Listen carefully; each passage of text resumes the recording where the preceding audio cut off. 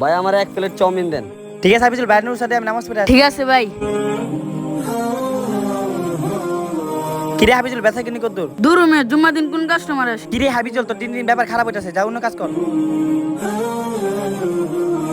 আর দিন দিন ব্যাপার খারাপ হইতাছে, দেখতাছি বিষয়টা। এনেন ভাই আপনার রুটি।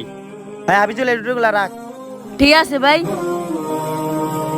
ভাই আমার কষ্টটা বুঝলো না।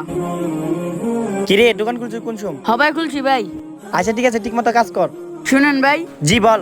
ভাই আপনি যে নামাজ পড়তে যান কেন যান ভাই? এটা আবার কেমন কথা জানো? আল্লাহ তাআলার ইবাদত করতে হয়, নামাজ পড়লে মন শান্ত থাকে। ভাই আমার মানে শান্তি না, আপনি এইভাবে নামাজ পড়তে হয় না, জুম্মার দিনে নামাজ পড়তে হয় না। এখন আপনার দোকানটা খুলে রাখেন। ভাই আমি জুম্মার নামাজ পড়তে হয় না শুধু আপনার জন্য।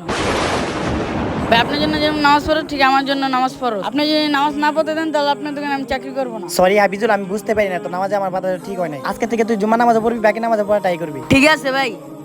নামাজ সবার জন্যই ফরজ, আগে নামাজ তারপর কাজ।